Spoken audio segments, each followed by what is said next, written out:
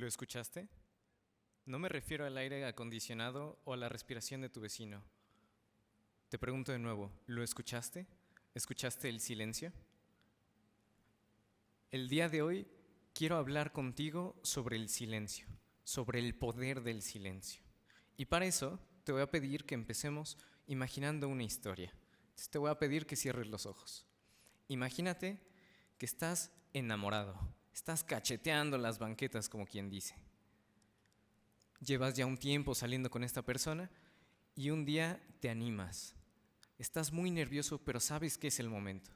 Llegas al restaurante, imagínate el restaurante así, pues la luz romanticona, todo listo. Estás temblando, estás nervioso, te pones en una rodilla y le preguntas, ¿te casarías conmigo? Puedes abrir los ojos. E imagínate que a esta pregunta la respuesta es nada, es un silencio. ¿Cómo te sentirías? Te voy a contar que a mí me pasó algo semejante. No le estaba pidiendo matrimonio, pero me gustaba muchísimo una chica. Y un día llegué y le dije, me gustas mucho. Y ella lo que me dijo fue, nada. Se quedó en silencio. Después de eso ya pudimos platicarlo y pues ahorita estamos muy felices. Pero ¿por qué ese silencio se sentía tan mal? ¿Por qué tenía tanto miedo de ese silencio que no me contestara nada? Digo, era un silencio igual que el que está ahorita en la sala, igual que el que hubo al inicio. ¿Por qué ese silencio me causaba tanto estrés? Y para esto lo primero que vamos a tener que hacer es definir qué es el silencio. Según la RAE, la palabra silencio tiene muchas acepciones, es decir, lo podemos entender en diversos contextos y de diversas formas. En primer lugar, el silencio se entiende como la abstención de hablar. En segundo lugar, como la falta de ruido. Y en tercer lugar, cuando hablamos del silencio en la literatura, tenemos una falta o la omisión de algo por escrito. Algo que tienen en común estas tres definiciones es que el silencio es un vacío, es una acción negativa de la voluntad.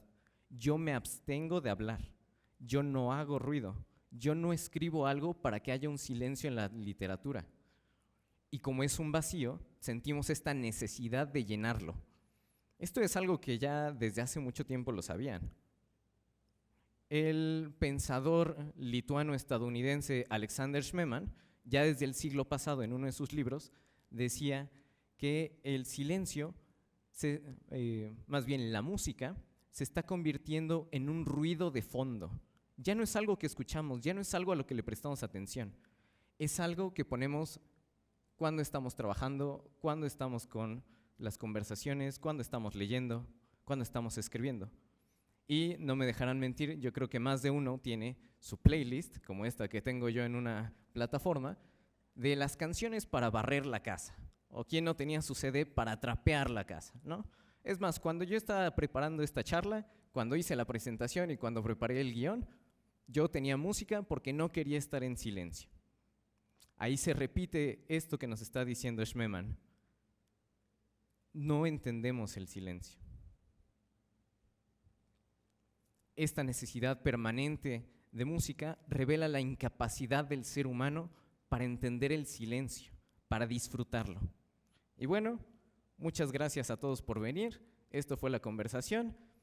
Ya les dije, el silencio es un vacío, lo vamos a tener que llenar. Ahorita que me baje ahí medio aplauden si es que se sienten muy incómodos con él. No hay nada que hacerle, el mundo moderno no entiende el silencio. Gracias. Así lo podría haber terminado. Pero, como podrán ver en unos segundos, les hice un poco de trampa cuando estábamos viendo las definiciones del silencio, porque yo hice un silencio en la literatura. Hay una cuarta acepción de la palabra silencio, que es pausa musical. Una pausa musical no es un vacío que tengamos que llenar.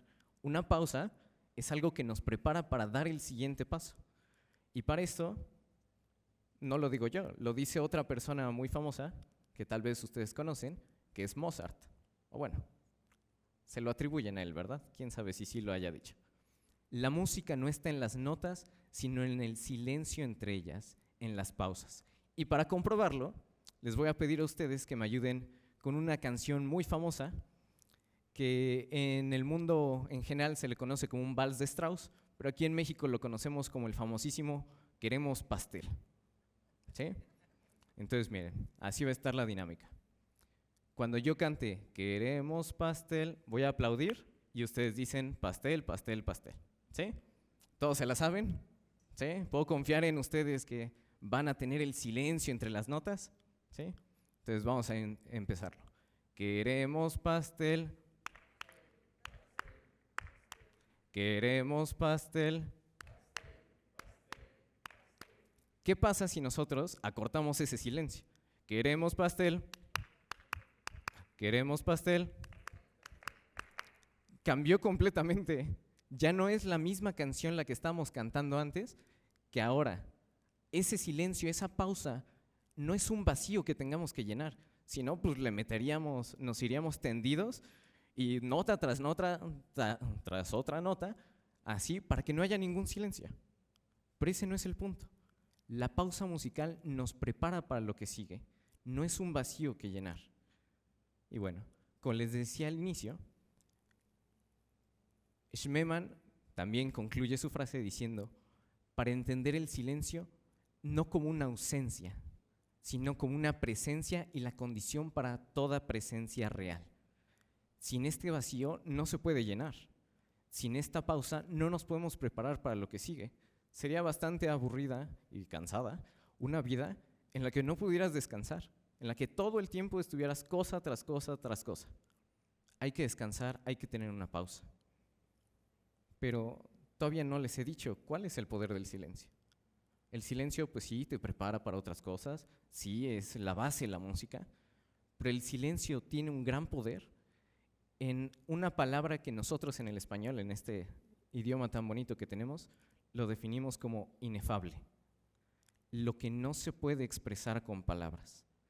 El poder del silencio es decir las cosas que las palabras no dicen. Si yo digo algo, lo estoy limitando a esa palabra. Si no digo nada, puedo dejar abierta la interpretación. Silencio incómodo, ¿por qué no cambió la presentación? ¿Qué dice el silencio? ¿Qué dice el silencio? Pues el silencio puede decir muchas cosas. Yo encontré a dos personajes en particular que con su silencio han dicho muchas cosas o nos han hablado del silencio. En primer lugar, el autor Fulton Sheen, que fue un novelista, presentador de televisión, ese señor hacía de todo.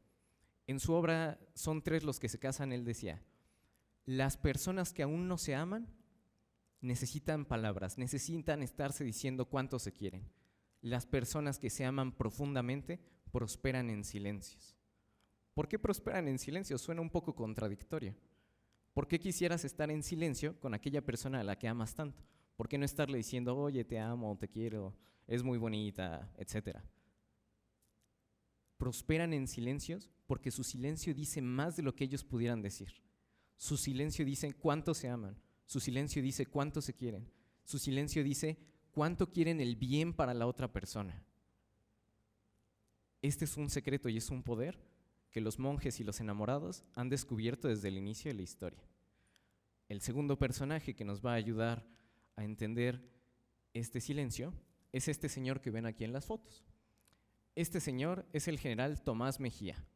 Él fue un general mexicano del siglo XIX que pues, no tuvo un final muy alegre porque pues, perdió la guerra y lo fusilaron junto con Maximiliano y con Miramón en el Cerro de las Campanas.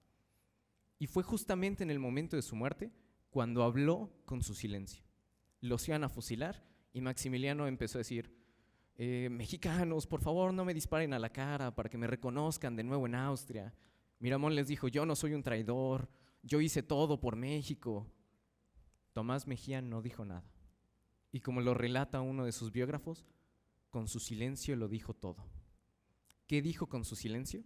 Bueno, este biógrafo interpreta ese silencio como que está diciendo, disparen a donde quieran. No me importa que me den a la cara y luego no me reconozcan, disparen a donde quieran.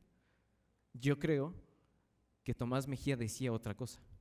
Tomás Mejía decía, no estoy de acuerdo con lo que va a suceder, pero lo acepto. Estoy de acuerdo. Todo esto lo dijo sin decir una sola palabra. Están diciendo cosas sin decir nada. Y te puedes estar preguntando, ¿y ahora qué puedo hacer, no? ¿Cómo voy a encontrar qué es lo que dice el silencio para mí? Yo tengo 2 preguntas que me han servido para descubrirlo. En primer lugar es, ¿qué te dice el silencio? Cuando estás en silencio, cuando estás con otras personas y hay un silencio, ¿qué te está diciendo? ¿Te está diciendo que la otra persona está enojada contigo? ¿Que te quiere mucho? ¿Que están incómodos los dos y están como pensando, ay, le pregunto sobre el clima o no le pregunto nada? Pero también, ¿qué dice tu silencio? ¿Qué le estás queriendo decir tú a la otra persona? ¿Le estás queriendo decir, estoy muy cómodo contigo, estoy tranquilo, estoy enojado? ¿Qué dice tu silencio? El mundo moderno parece huir del silencio, parece que le tenemos miedo. Pero entonces, ¿qué podemos hacer? Yo creo que hay 3 cosas que podemos hacer. En primer lugar, mantener el silencio. Si un día vas manejando a tu casa a toda velocidad, bueno, no a toda velocidad, manejen con cuidado, vas manejando a tu casa y te das cuenta que no has prendido la radio, déjala apagada. Escucha el silencio, medítalo un momento. En segundo lugar, busca el silencio y evita el ruido. Nuevamente, es muy complicado en nuestro mundo moderno. Hay ruido en todas partes. Los coches, el teléfono, la televisión, el vecino que tiene su fiesta. Hay ruido en todas partes.